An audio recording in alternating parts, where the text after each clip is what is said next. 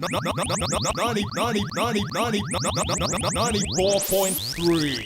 Hello and welcome to 94.3 Local Radio. We're here today in the 94.3 Local News helicopter. And if you're caught up in the traffic jams around Kitting Sodbury, that's because we've crashed it into a building. That's right, Jim. Our pilot has found the one tall building in Kitting Sodbury and has managed to crash the helicopter headlong into it. And so here we are, teetering over the side of a 15-story building, trapped inside a helicopter. So if you've got any thoughts, we'd love to hear them. What was that? You just opened the phone lines. I've got to hit the button on the control board. Okay, just move slow. Okay, those phone lines are now open. That's right. So why not give us... Oh, God! Andy! Grab my hand! Gotcha! Pull me back in! Pull me back in! We've got a packed show for you this morning. Here on 94.3. That's right, Jim. We've got a number of great shows coming up this morning, not to mention blues singing legend Chuck Waterbury here with us in the 94.3 News helicopter. And we'll be doing an interview with Chuck just as soon as he regains consciousness. And with that in mind, it's probably a good time to send our thoughts to the wife and family of the pilot of the news chopper. Why did you let this man become a pilot when he was so obviously underskilled? Thoughts that will stay with us for a long time, if we make it out of this wreckage. Oh, and the fire brigade are here, Andy, and it looks as though they're drunk again. Yes, they are, Jim. And we can see them down below. There they are, driving about in circles and crashing into each other. Remarkably quick response time from our local lads. Yes, Jim, you can't fault them there. We only crashed into this building 4 or 5 minutes before broadcast, and here they are already. Well, drunk or not, that's taxpayers' money put to good use. And now it's time to kick it over to the 94.3 Local News team. Hello and welcome to Local News Radio. Stanley Marble, the man from Campbellworth who built himself a giant mechanical robot supersuit, has been seen doing battle with the giant scorpion upon Pembroke Down. Witnesses say that while neither side drew a conclusive victory, Stanley certainly held his own against the massive and terrifying creature that has been stalking the county. Stanley is said to have retreated when his batteries got low, but up until that point had seemed to be in control of the fight. There is relief and good cheer in Charlesbury this afternoon as it turns out the 3 bottlenose dolphins that got liquidized in the turbines of their tidal barrier were actually an elite squad of Port Stanley's team of tactical dolphins sent to destroy that very barrier. Local residents of Charlesbury, who have a small fishing fleet of its own moored in the river, have said, "We never thought they'd see us as a threat, but now they have attacked us, it's war." Fred Harbinger, the man who was returning from his homemade rocket mission to Mars, is said to have been contacted by aliens. Fred, who launched his self-styled homemade rocket mission to Mars several months ago and is now on the return journey home, has tweeted that he has made contact with alien life and that they all look like Alec Baldwin. Stan Godfrey, the man who fought off and stopped the latest dragon attack on Lower Cranthorne, has been deemed a wizard by local councillors and burnt at the stake. Critics say that the council has become increasingly out of touch and medieval in its approach to matters ever since the resurgence of the dragon attacks last June. Nell the elephant who packed her bags and said goodbye to the circus was shot in Tewkesbury High Street by police marksmen. The elephant, who escaped from the circus on Friday night and has been causing concern ever since, was finally brought down outside Pound Shopper with a .50 caliber round from one of the police officer's rifles. The officer who fired the shot said to our reporter, "In this job, you're always hoping to shoot something, but killing an elephant was fantastic." Stan Crothers upon Blackmore Farm has got himself into a bit of trouble after getting involved in a boundary line dispute with his neighbour, Dr. Doomed. Stan, who woke up this morning to find his crops withered and turned to ash and aching and blistering boils all over his body, said to 94.3 News, "Please, for the love of God, make it stop." Dr. Doomed, who has been unable to comment, has released a statement calling for a press conference tomorrow at midnight.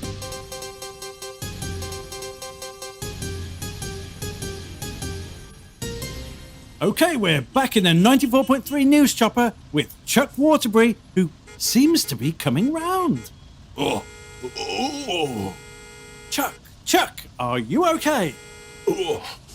What happened? All I remember is flying around that damn building. Yes, we crashed into it. My leg? So tell us, Chuck, after that first famous gig of yours in Tennessee, did you know what the future might hold? What? Oh my God! We're still stuck up here! For God's sake, don't look down, Chuck.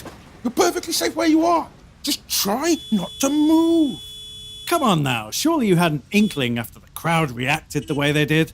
Well, you know, when something like that happens, there's a little something you gots to know.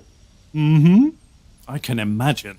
Did I know all that was going to lead to all that followed? Shit, no. Why, I remember when... Oh! Shit! I told him not to move. Oh, Jesus! Okay, and we're going to cut the interview a little short there and kick it over, much earlier than expected, to Alan and John with the sports team. Well, hello everyone. We're here at this exciting showdown to see half man, half bear, Constable John Higginson confront his creator and former master, Dr. Doomed. Yes, it looks like we're in for a good show today, John. Constable Higginson, or Bearman as he famously hates to be known, has been fighting for the forces of good for some time now, and it was only a matter of time before he had a face down with Dr. Doomed. Yes, indeed, Alan. A good officer of the law simply can't turn his back and let an evil genius have dominion over the county like so many of our regular police have done before. Keep your politics to yourself, John. I've warned you before. And here we go. Higginson is approaching Dr. Doomed. It's a strong start from Bearman, but ultimately foolish. He's got a lot of strength, but... Oh, I think you may be right, Alan. Dr. Doom's got him in his electro-net. That looks incredibly painful. He's in real agony there. Yes, Alan, and just listen to him scream. Some of the fans there poking him with sticks, John. Yes, Alan, that really is an unpleasant sight, and something that goes against the very heart of why we're here today. And oh my, Bearman is broken free. He's grabbed a pylon and he's tossed Dr. Doomed up into the sky. Well, that was a stunning move there, John. And just look at Dr. Doomed go. An incredible sight. But let's not forget he's got jets in his boots. And yes, it seems like he's coming sweeping back in. Bearman in trouble now. He's got to take cover.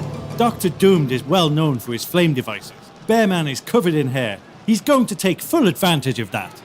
I think you might be right, Alan. And Bearman now desperately trying to seek cover as Dr. Doomed approaches. He's found a barn. Can he get in? Can he get to cover? Oh, that was unpleasant, John. But he's rushed in too hard from the beginning. He's certainly not playing with his head, Alan. And rolling on the ground only seems to be spreading the flames. Well, this is where Dr. Doomed should seal the deal and finish him off. And it looks like he's coming in to do exactly that. He's got his Doom's lamps out, and he seems overjoyed at the whole thing. Well, we've seen this kind of overconfidence before. Yes, indeed, Alan, and tut. He's broken into a victory monologue before he's even killed him. And this is all the time Bearman... Oh, no, Dr. Doom's killed him. Short, boastful speech and then bam! Lance through the head. You can't fault his style, John. Who would dare? Who would dare? And Dr. Doom there, holding up the body of Constable John Higginson. And so, for all of us now, for the foreseeable future, the nights will be that little bit darker. Let's just hope he doesn't complete his Doomsray, John. Of course, Alan. The Doomsray his trademark ploy, but he's never quite been able to pull it off, has he, Alan? No, John, but a victory like this is only going to give him confidence and spur him on. Of course, his last 2 attempts have failed quite dramatically. I wouldn't write him off so easily, John. I say terrible things are to come. You may be right, Alan. And Dr. Doomed carrying him now over to the edge of the ravine. And there goes the body of Bearman, tumbling into the blackness. And this fight is most definitely over. It's a tragic end, John, but now at least we don't have to bury him alongside regular people. So a win for the church today, as well as for Dr. Doomed. Let him rot down there, John. Let him rot.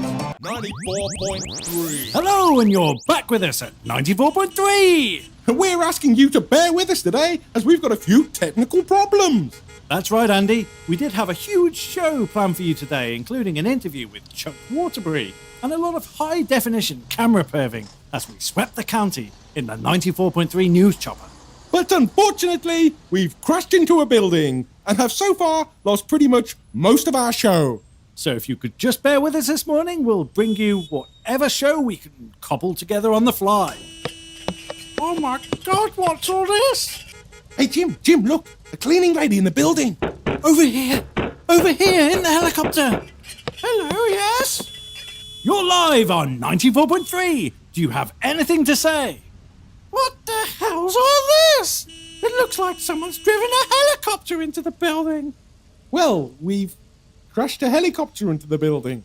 Oh, Mr. Rutherford's not going to be happy about that. Well, we didn't do it on purpose. Mr. Rutherford's not the sort to care. Well, either way, you're live on 94.3. Can I ask your name? Mildred? Mildred Button.